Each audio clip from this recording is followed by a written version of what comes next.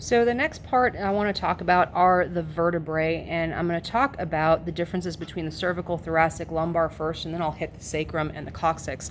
So when we look at the different types of vertebrae, first thing you're going to notice is some of them are just a little different in size.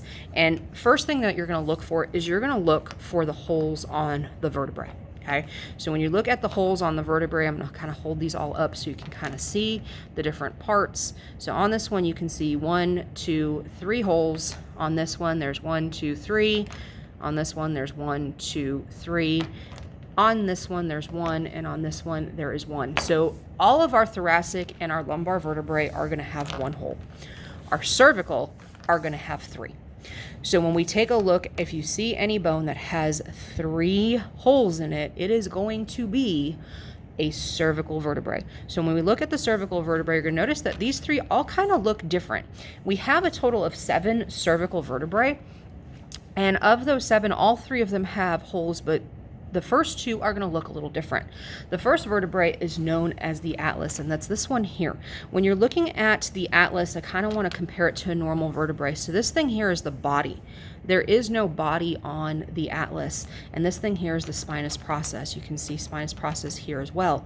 There is no spinous process on the atlas. The atlas is different simply because it articulates with your occipital bone to form that first joint between your head and your neck. So the atlas is going to have 3 holes, but it's going to look a little bit different. When we look at the axis, which is the second one, okay, the axis also has 3 holes. The 2 on the side are a little harder to see. It's got a body on it, but it also has this thing here, this projection, which is known as the dens. It's the dens of the axis. So what ends up happening with these 2 is that the atlas sits on top of the axis, and then they can rotate. So you can rotate your head, and when I say rotate, I mean move it left to right. You can also move it up and down, and so that atlas and the axis allow for that movement to occur. You don't have that anywhere else in your vertebrae. The easiest way to remember this is T comes before X in the alphabet, so atlas is T or C1, axis is C2. The other way to remember this is the Titan named Atlas carried the weight of the world on his shoulders, and the atlas carries the weight of your head, everything that makes you on the weight of your neck, essentially. So atlas, axis, that's C1, C2. C3 through 7, 3 through 7 referring to the fact that it can be any of the remaining cervical. So if we see something like C4, it's referring to cervical vertebrae 4. All of those are also going to have 4 or 3 holes, but they're all going to look somewhat similar. So when we look at the vertebral structures, the first thing you're going to see is this body.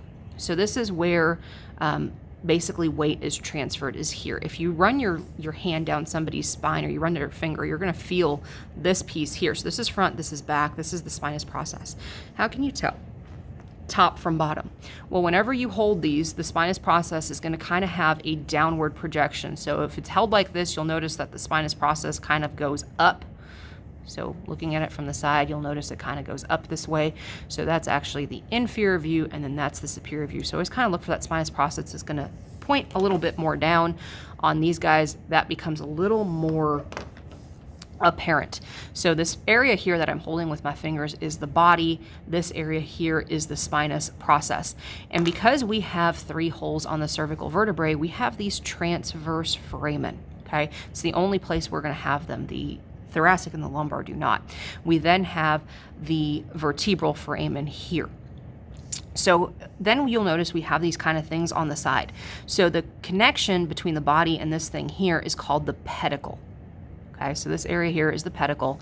From the side over to the spinous process is the lamina.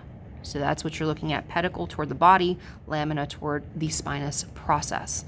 The other thing that you're going to see is you're going to see these upper projections, and then if you flip it over, you'll notice down here, so you have up and down. So this is superior and inferior. So the processes themselves are the projections. So this is the superior processes, inferior processes. If you look at them though, you can see it especially down here, this area is a little flattened. Okay, that flattened area is the facet. That's where something's going to attach to. So this area here is the facet, and then these areas back here are the facets of those superior processes. So those are kind of the parts of the vertebral structures on the cervical vertebrae. So how are you going to tell the difference between a thoracic vertebrae and a lumbar vertebrae? Well, the thing is here, you only have one hole on each one of these. No matter which way you turn it, there's only one hole. Those are the vertebral foramens. So when you're looking at them, you'll notice, okay, yes, there is a size difference, okay? That's one of the big things, but the thing is, as you transition from thoracic to lumbar, that size difference becomes a little less apparent because it's a gradual transition. So what you really want to look at is you want to look at the spinous processes, and you want to look at what these things look like. So when you look at a thoracic vertebrae, it's got one hole. Lumbar has one hole.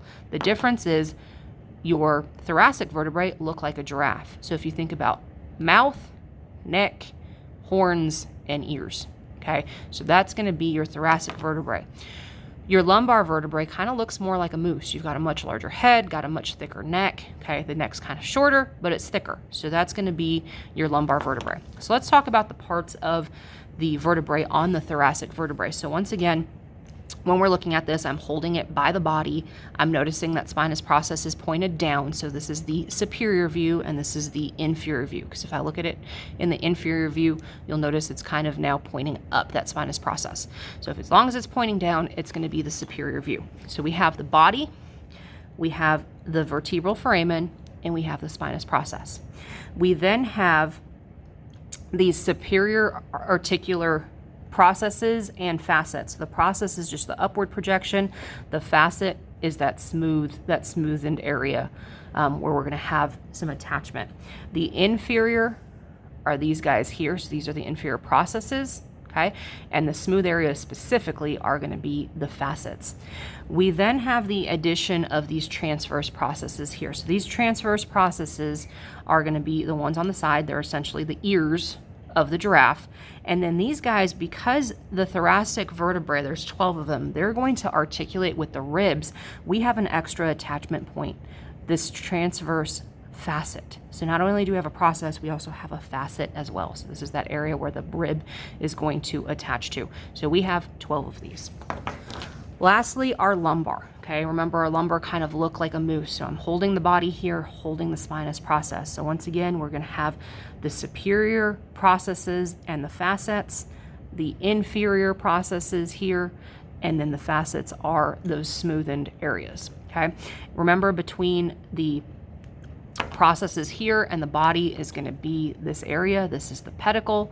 Between here and the spinous process is going to be the lamina. So that entire area is the lamina. Once again, we've got the vertebral foramen. So when you're looking at these, we have 5 lumbar vertebrae. Well, how are you going to remember the numbers? There's an easy way to remember that.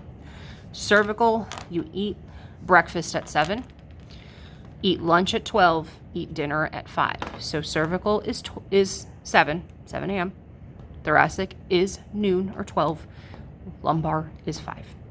The last part of our vertebral column is our sacrum and our coccyx. Okay, so you guys are probably a little more used to seeing the pelvis. So I'm going to show you the pelvis first and then show you each one of those. So when we look at the pelvis, is the back of the pelvis, we have the sacrum here and the coccyx. So they're actually going to be attached. We're going to look at them separately. So the sacrum itself is made up of essentially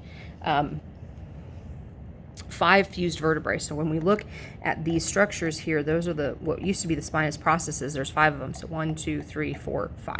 Okay, so 5 fused vertebrae. And when you look at the sacrum, you'll notice there are some structures that I need you to know. The first thing that you're going to notice is when you pick this thing up, we're looking at the posterior aspect. This is the anterior aspect. When you look at it, you're going to see this hole. Okay, that is the sacral canal. So the rest of your spinal cord is going to run through those vertebral foramen that we talked about. So your spinal cord runs through there. It's going to kind of terminate down here. So it's going to, all the resulting nerves are going to come through the sacral canal, and they're going to exit via the sacral hiatus. So this little area here, you can see my probe kind of going into it. That area is that sacral hiatus. It's a little hole that allows that to come out at the bottom of the sacrum. This area here that we see with the fused vertebrae, that ridge right there, is known as the median sacral crest. Median because it is in the center. It is a crest. Then we also have the anterior and posterior sacral foramina. So foramina refers to the fact that we're looking at the holes. This is the posterior aspect, so those are those posterior sacral foramina. This is the anterior aspect, a little more smooth. That's the anterior sacral foramina. The other thing that we're going to have is the top here is called the sacral promontory, and then the bottom here is the apex. Whenever you think of an apex, it kind of comes more to a point, so this is more pointed than this one is here. So this is the sacral apex, or the apex of the sacrum, and the sacral promontory is up here. The last one is our coccyx. Our coccyx can be 3 to 5 fused vertebrae. On all of our models, it's going to be 4 because 4 really is the middle number of 3 and 5. So 1, 2, 3, 4. This is what's known as your tailbone. It's the only thing you need to know about it is this is the coccyx.